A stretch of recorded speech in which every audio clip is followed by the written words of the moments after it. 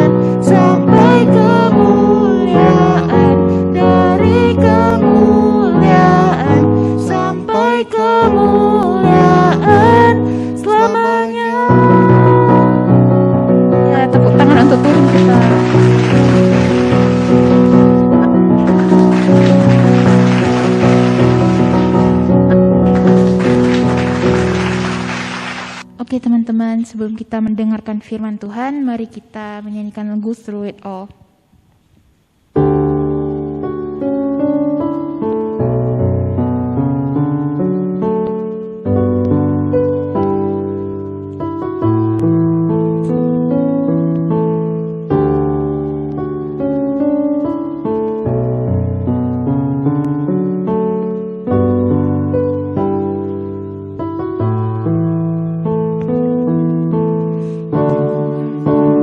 Forever in my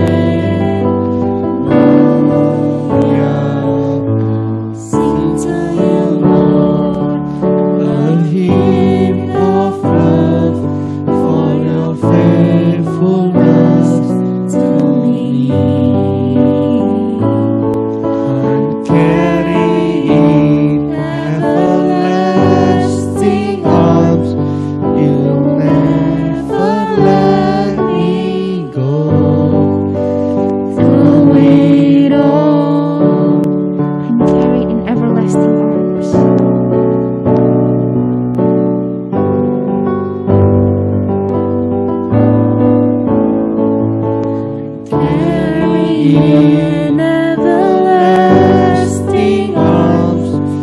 You'll never let me go through it all. Teman-teman, mari kita berdoa. Tuhan, sekarang kita akan mendengarkan firman-Mu Tuhan. Biarkanlah hamba-Mu yang akan berkhotbah dapat menjadi jalan bagi kami dan terang bagi hidup kami Tuhan. Dalam nama Tuhan Yesus kami berdoa dan mengucap syukur. Amin. Shalom teman-teman, saat ini kita akan bersama-sama merenungkan firman Tuhan. Mari kita bersatu hati, kita berdoa. Tuhan Yesus, kami bersyukur kami masih diberikan nafas hidup. Kami bisa beribadah, memuji, menyembah Tuhan. Saat ini Tuhan tolong setiap kami tenangkan hati pikiran kami, supaya kami juga boleh sungguh-sungguh mendengarkan firman-Mu, firman-Mu yang ajaib ini, yang sanggup mengubahkan kehidupan kami. Tuhan tolong kami, supaya kami boleh menanggalkan segala aktivitas kami dulu sejenak, sehingga kami bisa fokus 100% pada firman Tuhan. Dan Tuhan tolong hamba-Mu ini, yang akan menyampaikannya. Di dalam nama Tuhan Yesus Kristus kami berdoa. Amin. Teman-teman, saya ingin memperkenalkan diri dulu, karena seperti pepatah bilang, kalau tidak kenal maka tidak sayang. Nama saya adalah Robin Theodores. Boleh panggil contoh Robin atau Ko Robin gitu. Asal jangan Pak Robin ya, masih muda soalnya. Saya sekarang melayani di Gereja Kalam Kudus BCS Medan. Dan saya berterima kasih kepada Contoh Aini untuk kesempatan boleh melayani bersama-sama saat ini. Nah, hari ini kita sudah sampai di seri Buah Roh, kesetiaan ya. Faithfulness. Nah, teman-teman, aku yakin kita semua setuju kalau dalam sebuah pertandingan itu yang penting apa? Yang penting itu adalah endingnya. Ya kan ya? Kita main Mobile Legends deh misalnya. Kita tampak garang di awal-awal. Kita serangan tuh cepat sekali begitu. Tapi itu belum tentu akan membuat kita menang loh. Ya kan ya? Ada istilah namanya apa? Epic comeback. Ya kan ya? Kita udah hancurkan beberapa turen lawan, tapi kita sudah merasa senang. Wah, ya udah kita lebih santai dan senang duluan. Nanti tiba-tiba epic comeback kita yang kalah jadinya. Ya kan ya? Jangan cepat senang. Yang penting tuh apa? Yang penting tuh endingnya. Kita harus tetap fokus dan konsisten. Nanti sampai turen lawan itu, yang di ujung itu, ya kan? Itu have been destroyed, baru kita boleh senang. Endingnya yang penting. Masih ingat gak FIFA World Cup 2018? Jepang lawan Belgia. Masih ingat gak? Jepang udah 2-0 di awal. Ya kan? Tapi tiba-tiba epic comeback ya. Belgia kemudian di babak kedua menghajar Jepang jadi 3-2. Jadi yang penting itu endingnya. Gitu ya. Akhirnya itu yang penting. Sama gak ya sih? Kita dalam perjalanan iman orang Kristen, yang penting itu juga adalah apa? Endingnya. Banyak orang Kristen itu di awal-awal dia semangat berapi-api di dalam Tuhan. Wah, puji Tuhan, semangat sekali melayani Tuhan. Ya kan? Tetapi yang menjadi pertanyaan adalah, apakah semangat itu bisa tetap terus dipertahankan sampai akhir hidup mereka? Nah, ini yang gak gampang. Nah, ini akan kita renungkan sama-sama, yaitu kesetiaan. Faithfulness ini penting sekali dalam iman orang Kristen. Ya, yuk saat ini kita buka dari Galatia pasal 5 ayat 22 sampai 23. Kita mau baca lagi Galatia 5 ayat 22 sampai 23. 1, 2, 3. Tetapi buah roh ialah kasih, sukacita, damai sejahtera, kesabaran, kemurahan, kebaikan, kesetiaan, kelemah lembutan, penguasaan diri. Tidak ada hukum yang menentang hal-hal itu. Ya, kesetiaan, saya ingin kasih tahu, kesetiaan itu bahasa aslinya apa? Pistis. Menarik sekali, karena pistis di sini itu artinya bukan cuma setia, tetapi dia juga ada unsur iman, ada unsur percaya, ada unsur bukti di situ. Bahkan juga ada unsur janji. Jadi iman atau percaya yang disertai dengan pembuktian yang pasti atau janji yang pasti gitu. Iman atau percaya yang konsisten. Nah, ada arti di situ. Nah, karena itu teman-teman, kesetiaan itu sangat berkaitan dengan iman. Sangat berkaitan dengan percaya. Dia memiliki keeratan dengan kepercayaan. Jadi kita nggak mungkin bisa setia kepada seseorang kalau kita belum percaya orang itu. Betul tidak? Kita tidak akan mungkin bisa setia kepada pacar kita kalau kita itu masih belum bisa percaya sepenuhnya kepada dia, bukan? Jadi sama, kita nggak akan bisa setia kepada Tuhan kalau hati kita ini belum sungguh-sungguh percaya kepada Tuhan. Nggak mungkin. Karena kesetiaan itu dibangun di atas dasar iman, percaya kepada Tuhan. Nah, karena itu penting sekali kita itu memiliki percaya yang 100%. Nah, waktu saya bilang percaya ini, bukan berarti kadang percaya, kadang enggak. Kita harus konsisten terus percayanya. Waktu lagi susah, waktu lagi senang, dalam keadaan, situasi apapun, kita tetap percaya kalau Tuhan itu baik dalam kehidupan kita. Ya. Nah, murid-murid seperti misalnya Petrus, kenapa dia pada akhirnya dia bisa menyangkal Tuhan Yesus? Kenapa bisa? Karena waktu Tuhan Yesus ditangkap, murid-murid kocar-kacir semua. Kelihatannya memang tidak setia pada saat itu ya. Ya kan? Kok bisa? Karena dalam sepanjang perjalanan hidup mereka bersama Tuhan Yesus, kira-kira 3,5 tahun, mereka itu sering dikecam oleh Tuhan Yesus itu apa? Sebagai orang yang mempunyai little faith. Orang yang kurang beriman. Orang yang kurang percaya. Itu sering Tuhan Yesus ucapkan pada mereka. Mereka masih belum bisa benar-benar percaya nih kepada Tuhan Yesus. Kadang mereka masih bisa bimbang, ya kan ya. Nah, karena itu gak heran kalau akhirnya murid-murid bisa kocar-kacir. Petrus yang merasa paling jagoan di kalangan murid-murid pun pada akhirnya bisa menyangkal Tuhan Yesus 3 kali. Karena itu teman-teman, yang pertama itu adalah kita itu mesti percaya sungguh-sungguh kepada Tuhan. Kita mesti mempunyai iman yang kuat di dalam Tuhan. Jangan kita itu percaya musiman. Tahu percaya musiman kan ya? Waktu lagi senang percaya, waktu lagi susah enggak. Gitu ya. Atau mungkin sebaliknya, waktu lagi susah dia berpercaya, tapi waktu lagi senang mungkin dia jadi meninggalkan Tuhan. Gitu ya. Dia jadi tidak percaya sama Tuhan. Ada juga orang-orang seperti itu. Mari kita di dalam setiap musim, di dalam setiap keadaan apapun, tetap kita percaya bahwa Tuhan itu selalu baik dalam kehidupan kita. Amin. If you want to be faithful, you must have faith. Ya, if you want to be faithful, you must have faith. Amin. Itu yang pertama. Kesetiaan itu sangat berkaitan dengan iman atau percaya. Nah, yang kedua, kesetiaan itu juga berkaitan dengan fokus. Perhatikan, fokus. Nah, berbicara tentang faith ini, iman ya, kita sama-sama gali lebih dalam lagi arti kata pistis itu. Jadi iman, percaya, setia, bukti kepada Tuhan itu, pistis, itu hanya bisa dilakukan kalau orang-orang itu kalau orang yang mau melakukan itu, dia fokus kepada orang di mana dia itu beriman, orang di mana dia itu percayai, orang di mana dia itu mau setia. Dia harus ada fokus di situ. Jadi tidak mungkin kita bisa mengatakan aku percaya kepada Tuhan, aku setia kepada Tuhan, tapi aku tidak fokus kepada Tuhan di dalam hidup kita. Gak mungkin. Kita harus tetap fokus. Fokus itu gimana ya maksudnya? Simpelnya ginilah. Kita kalau pacaran sama, ini kalau tadi pacaran terus ya. Kita kalau mempunyai pacar gitu ya, kita harus terus fokus sama pacar kita. Ya kan ya? Kan kita tahu di dunia ini cogan itu banyak ya.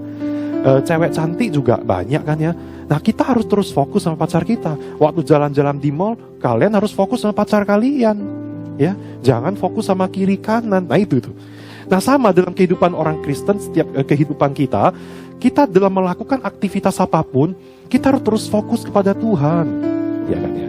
Artinya apa? Kita melibatkan Tuhan, kita mengandalkan Tuhan di dalam setiap kegiatan kita. Kita tanya Tuhan, apa yang saya lakukan ini benar atau tidak ya Tuhan ya.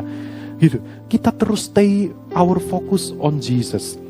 Selalu fokus kepada Dia. Ketika kita sudah mulai kehilangan fokus kepada Dia, kita mulai lebih fokus kepada gadget kita, Mobile Legends misalnya, atau pada hal-hal lain, itu sudah warning. Itu sudah alert ya. Hati-hati. Karena itu jangan-jangan hal-hal seperti itu sudah mengalihkan fokus kita bukan kepada Tuhan. Nanti lama-lama ya hubungan kita sama Tuhan mulai ada jaraknya, ya kan ya. Nanti lama-lama akhirnya kita bisa nggak percaya sama Tuhan. Ya kan ya. Murid-murid saat itu, kenapa mereka itu susah untuk bisa percaya kepada Tuhan? Ya kan? Karena fokus mereka itu bukan kepada Tuhan. Fokus mereka itu kepada angin badai misalnya. Kepada hal-hal misalnya waktu Yesus Tuhan Yesus memberikan 5 roti 2 ikan. Sebelum itu ya, banyak orang, 5.000 orang. Di mana? Gimana kasih mereka itu makan? Mereka fokus pada situasinya. Nggak mungkin ini. Tapi Tuhan Yesus ingin murid-murid itu apa? Fokuslah sama aku. Aku bisa melakukan mukjizat-mukjizat ini loh. Ya kan ya? Jadi itu yang kedua, teman-teman, kita ingin setia kepada Tuhan, maka kita itu harus fokus kepada Dia di dalam setiap waktu kita. Ya. Nah, oke. Itu 2 ya. Kesetiaan berkaitan dengan apa? Percaya, iman. Yang kedua apa? Fokus. Tetapi teman-teman, untuk kita itu bisa terus percaya meski diterpa badai, untuk kita bisa tetap terus fokus pada Tuhan dimanapun kita itu berada, itu hal yang gampang atau hal yang sulit? Apa? Gampang atau sulit? Ya sulit, Contoh. Bener, memang sulit. Ya, sulit. Dan itu harus saya katakan, itu mustahil untuk setiap kita itu bisa melakukan hal seperti itu terus menerus. Ya kan ya? Lalu karena itu bagaimana? Ya sudah, selesailah khotbah ini. Enggak ya, kita bersyukur karena Tuhan Yesus ketika Dia meninggalkan dunia ini, Dia pergi ke sorga. Dia tidak serta-merta meninggalkan kita begitu saja loh. Dia menjanjikan apa? Roh Kudus. Dia memberikan Roh Kudus itu kepada setiap kita.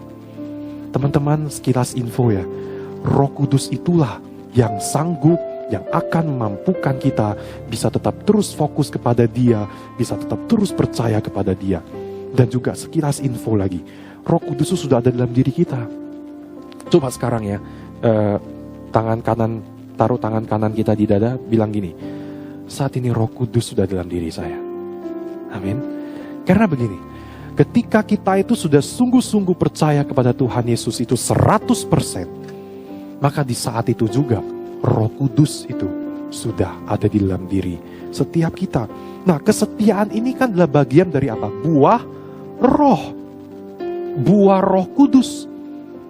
Hanya Roh Kudus ketika kita hidup dipimpin oleh Roh Kuduslah, baru kita itu bisa benar-benar memiliki kasih, sukacita, damai sejahtera yang sudah dibahas sebelum-sebelumnya, dan sekarang adalah kesetiaan. Kita untuk berusaha sendiri itu adalah hal yang sulit sekali dan bahkan mungkin impossible. Mission impossible. We need the Holy Spirit. Kita butuh Allah Roh Kudus. Ya kan ya? Dan Allah Roh Kudus itu sudah ada dalam diri hati setiap kita ketika kita itu benar-benar percaya 100% kepada Dia. Ya kan ya? Nah, seperti itu. Karena itu kita perlu tuh dipimpin oleh Roh Kudus. Nah sekarang kan pertanyaannya, kalau begitu contoh bagaimana itu hidup dipimpin oleh Roh Kudus itu maksudnya gimana ya? Ya kan ya? Oke. Mungkin saya ingin sharing ya dalam pengalaman hidup saya. Nanti kita akan lihat ya hidup dipimpin oleh Roh Kudus itu seperti apa. Jadi aku ini dulu bukan orang yang percaya Tuhan. Ya, aku dulu non-Kristen dan dulu hidupku cukup kacau lah, kira-kira seperti itu ya. Ada banyak hal kekacauan dalam hidupku, ada ketakutan, ada banyak-banyak dosa juga yang saya lakukan di masa dulu saya. Seperti itu. Nah, tetapi singkat cerita, di SMA 1 atau SMA 2 itu saya kemudian percaya kepada Tuhan Yesus. Saya bertemu dengan Tuhan, saya bukan bertemu langsung ya, tapi dalam sebuah KKR saya mendengar ada panggilan Tuhan kepada saya maju ke depan dan saya bertobat. Saya menerima itu, saya menerima Tuhan Yesus sebagai juru selamat dalam hati saya. Sejak saat itu saya mulai ingin terus bersekutu dengan Tuhan Yesus ya.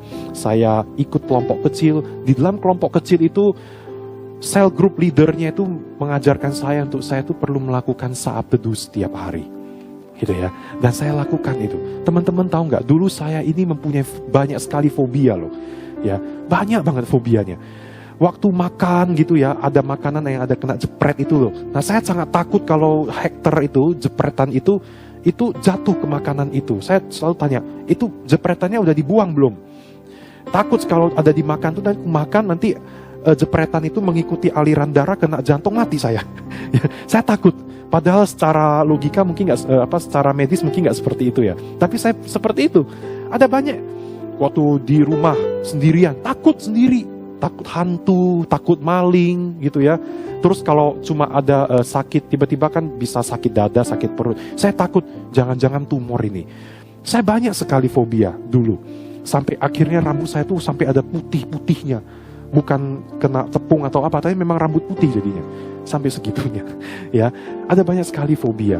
Dan ketika aku itu kemudian mulai membaca Alkitab, mulai bersekutu dengan Tuhan, ya kan, pelan-pelan itu hilang loh. Pelan-pelan sudah tidak ada rasa ketakutan itu lagi. Aku itu kalau di rumah, ya, kalau di rumah itu biasanya satu hari itu pasti minimal ada 1 jam sampai 2 jam. Itu sebelum masuk saat ya, itu senang banget memuji Tuhan, menyembah Tuhan, nyanyi, ya kan, kemudian baca firman Tuhan. Itu yang aku lakukan setiap hari, gitu. Kemudian dalam setiap kegiatan bekerja, jadi waktu itu dari sekolah kemudian bekerja sebagai marketing bank di Surabaya, ya kan ya, ada banyak sekali tantangan, tapi aku kemudian tanya Tuhan, sekarang aku mau ngapain? Tuhan, ini aku mestinya gimana lebih baik? Seperti itu. Dan itu akhirnya menjadi pola habit dalam hidup aku, dalam hidup saya. Dan pelan-pelan fobia-fobia itu sirna. Banyak sifat-sifat buruk saya juga diubahkan. Ya, ada banyak sekali hal Tuhan itu pulihkan dalam hidup saya. Banyak hal-hal di masa lalu, masa-masa gelap itu ya, itu pelan-pelan saya dilepaskan dari itu semua. Saya bersyukur kepada Tuhan. Dan ternyata, kenapa saya bisa berubah seperti itu? Itu bukan dengan kekuatan saya. Tapi itu bisa terjadi ketika saya memberikan diri saya tetap di bawah pimpinan Tuhan. Dan teman-teman, itulah maksudnya hidup dipimpin oleh Roh Kudus. Every day, kita dating with Him. Itu kalau bahasa gaul zaman sekarang. Kita date with Him every day. Keep contact with Him. Tetap terus berbicara, berkomunikasi dengan Dia setiap hari. Kita harus mencari waktu itu, teman-teman. Kita ada banyak sekali hal yang bisa mendistract pikiran-pikiran kita. Mungkin itu pelajaran, mungkin itu game, TV, YouTube, dan sebagainya. Kita perlu ada cari satu waktu untuk kita itu bersaat teduh. Kita benar-benar merenungkan firman Tuhan. Ya. Itu yang pertama, hidup dipimpin oleh Roh Kudus itu adalah ketika kita itu menyediakan waktu untuk bersekutu dengan Tuhan. Ya kan ya? Di situ kita harus membangun habit seperti itu. Maka yang kedua juga adalah kita itu mengandalkannya di setiap kegiatan. Dalam setiap aktivitas apapun yang kita lakukan, kita mau andalkan Dia. Ya. Kita terus bergantung, kita tanya Tuhan, Tuhan ini seperti ini gimana, seperti ini gimana, aku tertarik sama cewek ini Tuhan, kehendak-Mu enggak Tuhan, aku suka sama cowok ini tapi masih belum berani ngomong sama dia. Kita semua tanya sama Tuhan, ya, keep contact with God, ya itu keep in touch with God. Nah itulah maksudnya kita itu hidup dipimpin oleh Roh Kudus. Maka percayalah teman-teman, Allah Roh Kudus di dalam diri kita, Dia akan memampukan kita, Dia akan mempengaruhi hati pikiran kita, maka kita akan benar-benar bisa fokus terus sama Dia, kita bisa sungguh-sungguh percaya kepada Tuhan, baik lagi suka maupun duka, senang maupun susah, ya kan? Kita bisa terpercaya dan itu akan membuat kita bisa setia kepada Tuhan sampai akhir hidup kita. Yuk coba kita buka yuk dari Galatia pasal yang ke-5. Galatia pasal ke-5 yang tadi ya, ayat yang ke-25. Firman Tuhan sendiri juga dengan jelas mengatakan, jikalau kita hidup oleh Roh, baiklah hidup kita juga dipimpin oleh Roh. Mari sekarang teman-teman, saya mau ajak setelah mendengar firman Tuhan ini, setelah selesai ibadah ini, kita mau hidup dipimpin oleh Roh. Caranya, yang pertama tadi, sediakan waktu, ya, waktu khusus. Kita mau bersekutu, hanya just me and God, ya, bersekutu sama Tuhan. Dalam bersekutu itu bernyanyi, memuji Tuhan, berdoa. Jangan lupa membaca Alkitab, ya. Kemudian yang kedua adalah apa? Mengandalkan Tuhan di setiap kegiatan kita. Kita melibatkan Dia, kita tanya Tuhan, ya. dua hal itu. Percayalah Allah Roh Kudus sanggup mengubah diri kita. Sifat-sifat kita, asal kita mau terus hidup bersekutu dengan Dia. Nah, ada dua ayat penutup. Kita buka lagi yuk. Dari 2 Timotius pasal 4 ayat yang ke-7 sampai yang ke-8. Kita baca sama-sama ya. 1, 2, 3. Aku telah mengakhiri pertandingan yang baik. Aku telah mencapai garis akhir dan aku telah memelihara iman. Sekarang telah tersedia bagiku mahkota kebenaran yang akan dikaruniakan kepadaku oleh Tuhan, Hakim yang adil pada harinya. Tapi bukan hanya kepadaku, melainkan juga kepada semua orang yang merindukan kepadanya. Mau gak kita menjadi murid-murid Kristus yang bisa setia kepadanya sampai akhir? Rindu gak? Yang rindu coba angkat tangan dong. Aku rindu mau setia kepada Tuhan sampai akhir hidupku. Maka marilah kita mau hidup dipimpin oleh Roh Kudus. Roh Kudus akan memampukan kita bisa percaya, bisa fokus sama Dia di dalam setiap waktu. Hidup di bawah pimpinannya. Maka nanti kita bisa nyanyi seperti lagu ini ya.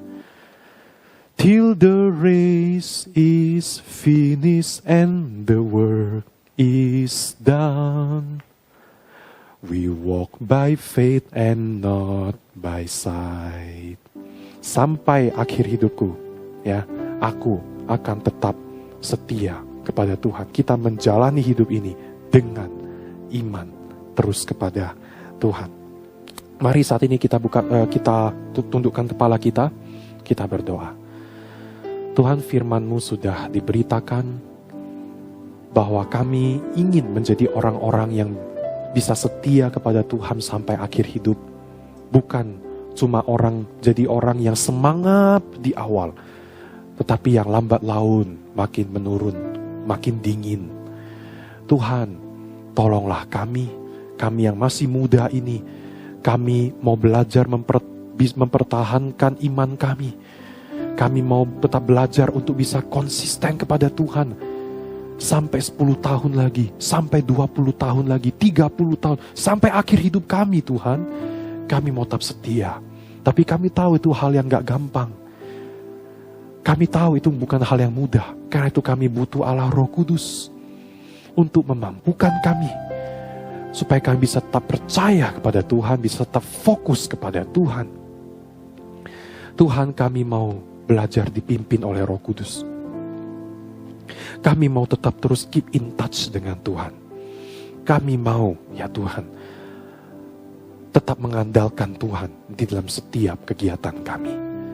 Terima kasih Tuhan, Tuhan dengar permohonan kami. Tuhan Yesus yang akan memampukan setiap kami. Allah Roh Kudus yang akan memampukan anak-anak-Mu, anak-anak muda di GKY Medan ini. Di dalam nama Tuhan Yesus Kristus kami berdoa. Amin.